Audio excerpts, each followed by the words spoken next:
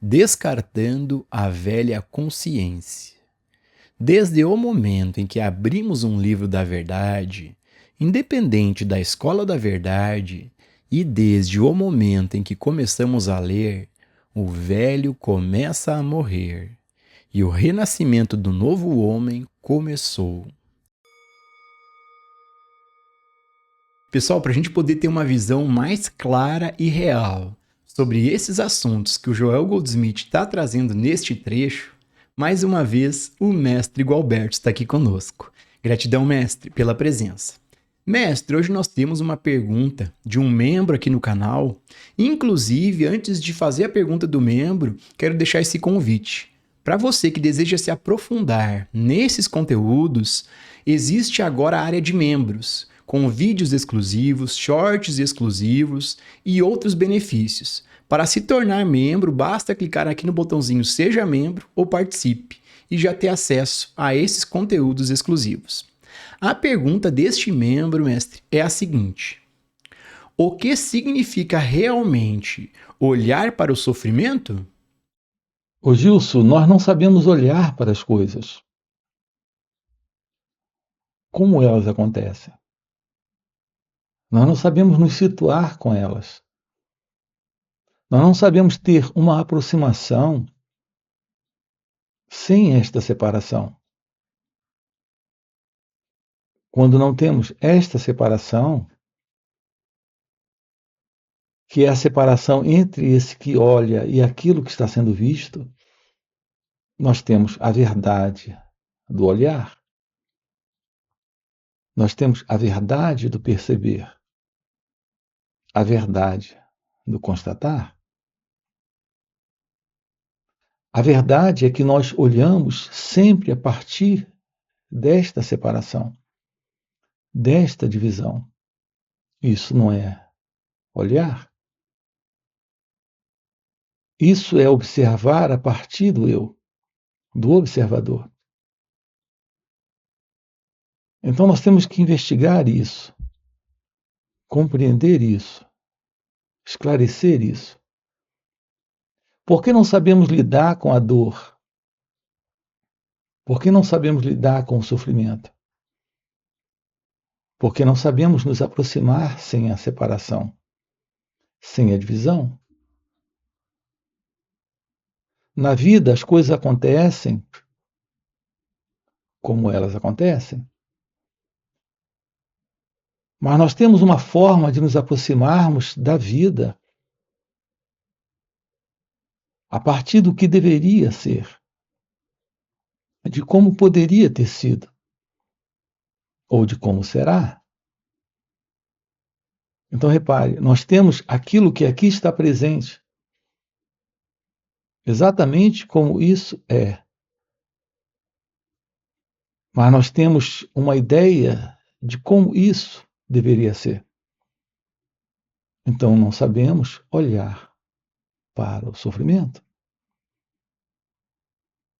Qual é a verdade do sofrimento?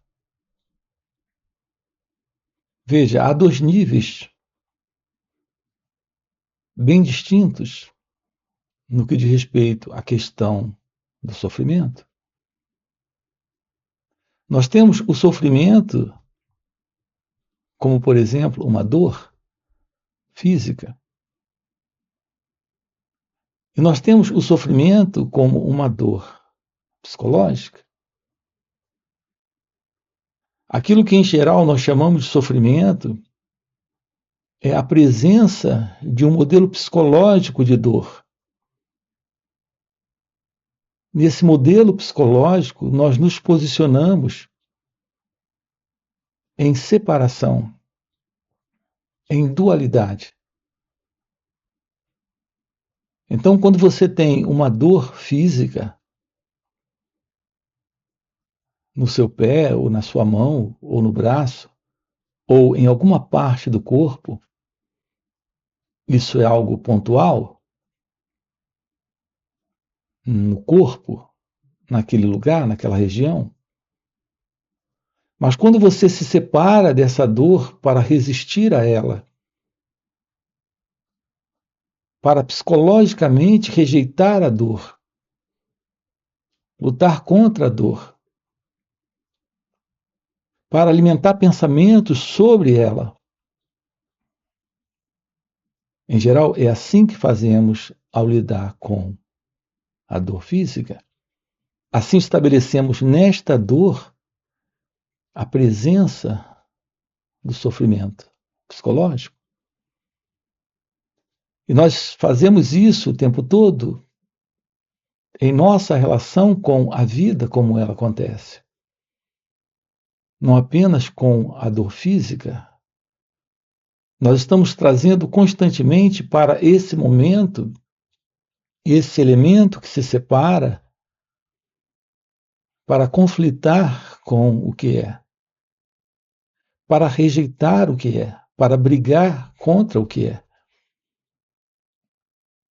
Se nós temos a presença dessa dor física, nós podemos dar toda a assistência, todo o cuidado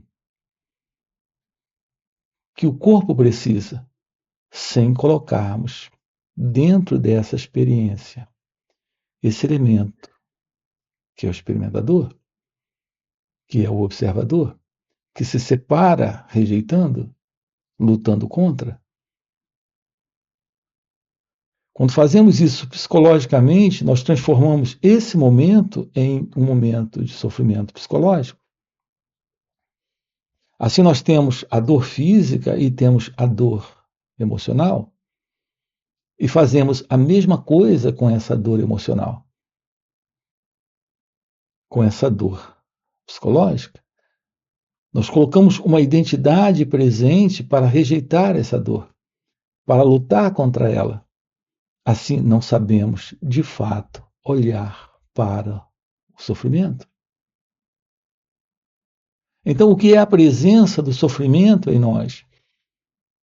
É a presença de um elemento que se separa da dor, seja ela física, emocional ou psicológica, para rejeitar, para lutar contra.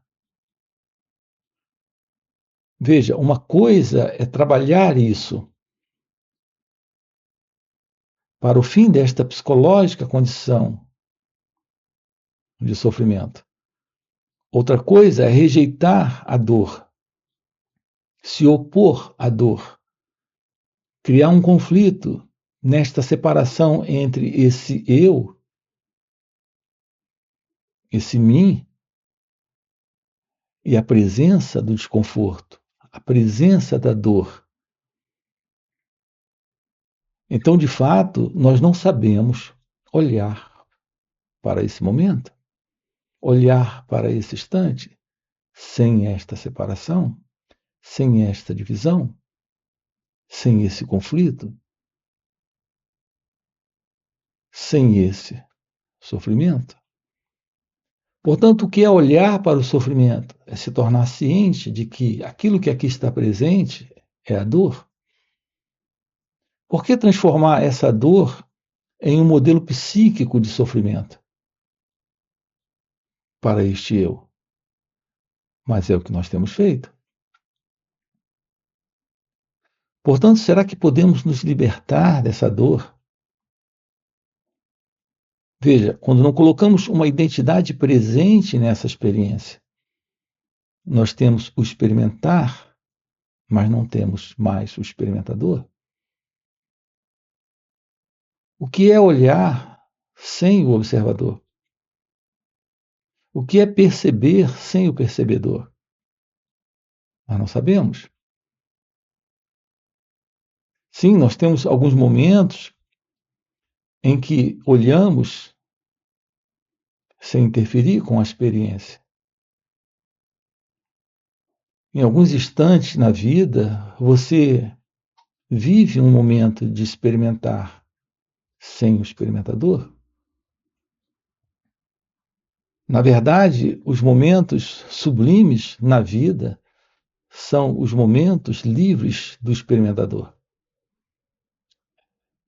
de um puro experimentar do instante. Diante de um cenário como um belo pôr do sol,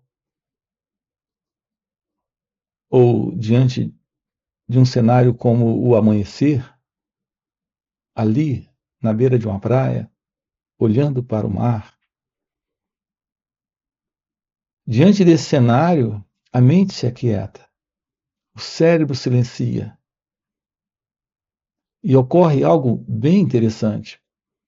Nesse momento, não existe uma separação entre esse cenário e esse olhar. É um instante de pura beleza, de puro encontro com o momento, onde não existe uma separação entre o experimentador e a experiência. Então, nós temos na vida alguns momentos assim, quando estamos livres do experimentador. Quando, nesse momento, nos permitimos só o experimentar, sem alguém nesse experimentar. Esse é um encontro com o silêncio, com a liberdade, com a beleza. É um encontro sublime com o instante, com a vida, com esse momento presente. Mas, em geral, nós não sabemos olhar. Aquilo que chamamos aqui de olhar, apenas olhar, é isso. Escutar, é isso. Perceber, é isso. É quando não colocamos uma identidade presente que se separa para concordar ou discordar, gostar ou não gostar, querer mais disso ou menos. Existe algo aqui que nós precisamos descobrir na vida. É a ciência desta vida sem o eu, desta vida sem o ego, desta vida sem o observador. É quando o nosso contato com o momento não é mais o contato para alguém, não é mais o contato para esse mim, não é mais o contato para esta pessoa.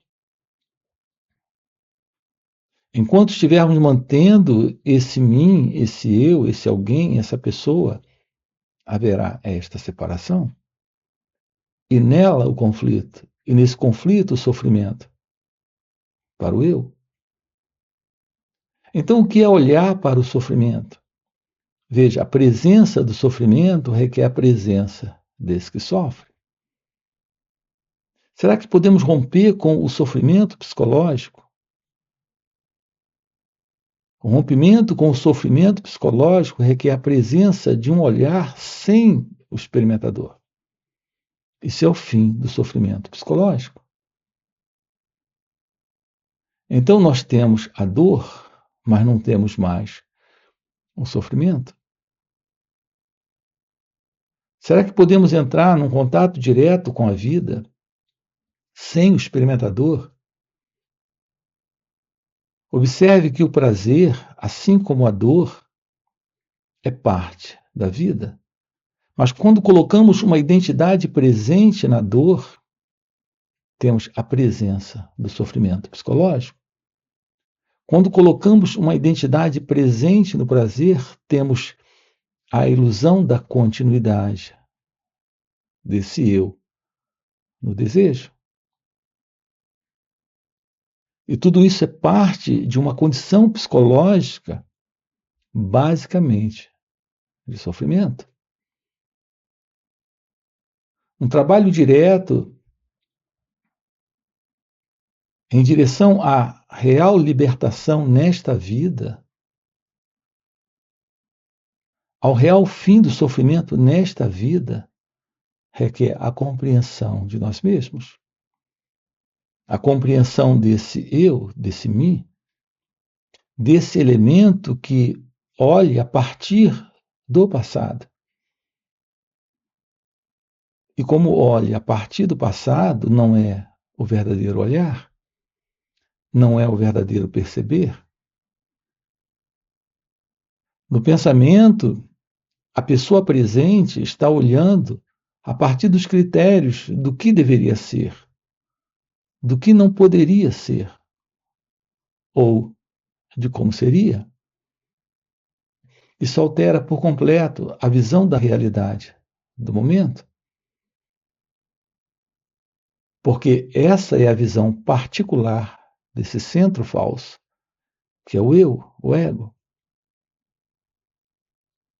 Então, a presença desse sofrimento para a pessoa é a presença de alguém que se separa desse momento para lidar com a vida a partir dos critérios do passado. Descobrir a vida como ela acontece, sem colocarmos uma identidade presente nela. É olhar para esse momento sem a presença desse sofredor, desse experimentador. Então, de fato, descobrimos a vida como ela é. Veja, não há real sofrimento na vida. Na vida nós temos, volto a dizer, o prazer e a dor. Mas por que transformar isso em sofrimento? Nós transformamos isso em sofrimento quando colocamos a ilusão de uma identidade que se separa da vida para gerenciar, controlar, gostar ou não gostar. Será possível a vida sem o eu, sem o ego? Essa é a vida de pura observação, sem o observador, nesse puro olhar, sem alguém neste olhar. É o que estamos aqui propondo para você. Esse natural estado de ser é a ciência do despertar, é a ciência desta realização de Deus. Mestre, nós temos outra pergunta de outro membro aqui no canal, mas antes de fazer essa pergunta do membro, quero deixar um rápido recado. Para você que esse conteúdo faz sentido, existe agora uma forma simples de contribuir com o canal sem gastar nada mais por isso. Sempre que você for fazer qualquer tipo de compra no Mercado Livre, Shopee ou na Magazine Luiza, acesse essas lojas clicando no link delas que tem aqui no primeiro comentário. Fazendo isso, toda compra que você for fazer vai pagar o mesmo valor, mas uma pequena comissão será gerada e enviada para fortalecer o canal. Então fica o convite. A pergunta deste membro, mestre, é a seguinte: por que confundimos nossas crenças sobre o amor com o verdadeiro amor? Ô Gilson, a grande verdade é essa. Nós temos ideias sobre tudo que ocorre, sobre tudo que acontece, assim como sobre o que nós sentimos. E mais uma vez estamos aqui diante de uma imaginação.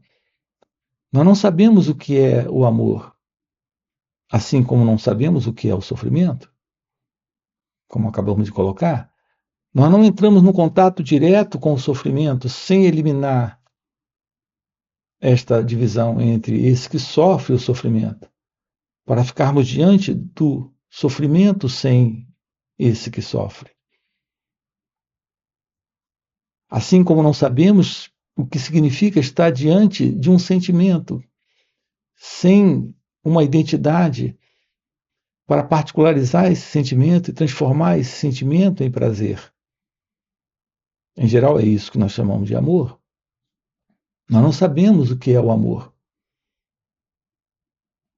Assim como não sabemos o que é a dor, o que é o sofrimento, o que é a vida.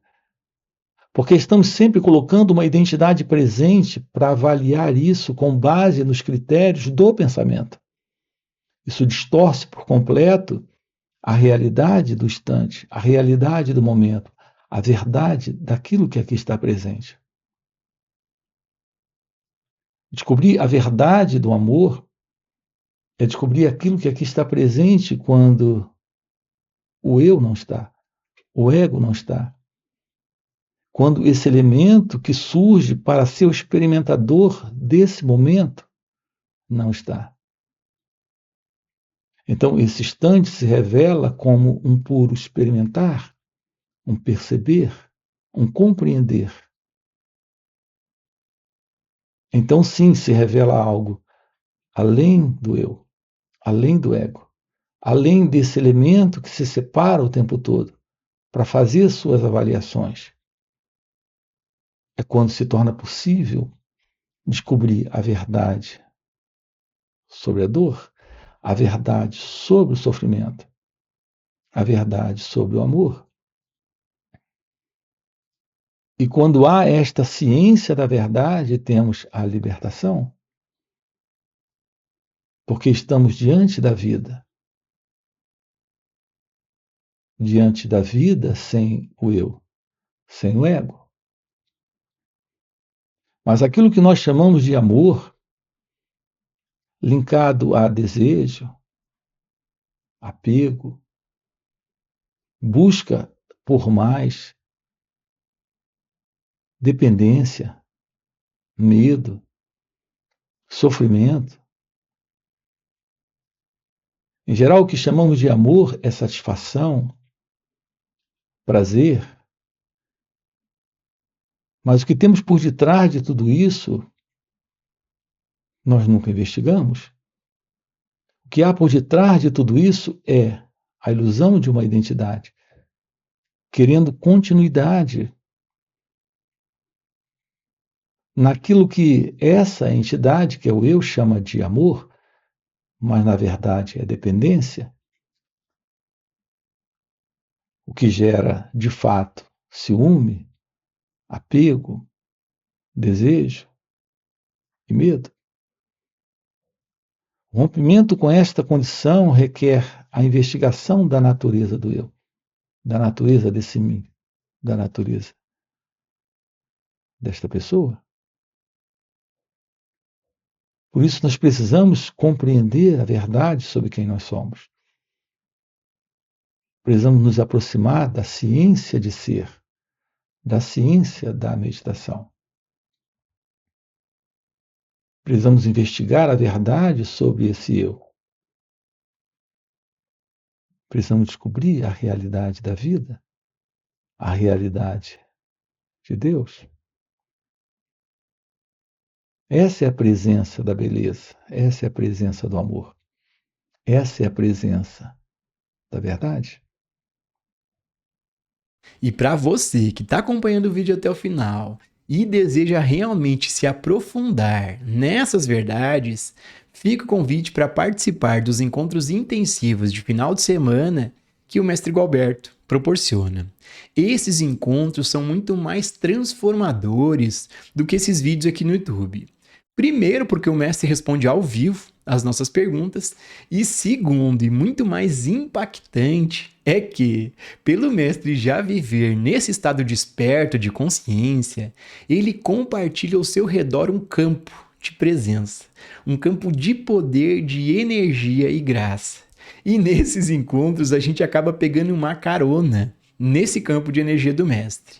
E pegando essa carona com o mestre, sem nenhum esforço, entramos no estado meditativo, silenciamos nossas mentes e podemos ter um vislumbre e uma compreensão real dos assuntos tratados aqui no canal. Então fica o convite. No primeiro comentário fixado tem o link do WhatsApp para poder participar desses encontros. Além disso, já dá o like no vídeo, se inscreve no canal e se torne membro para ter acesso a esses benefícios exclusivos. E nos vemos no próximo vídeo.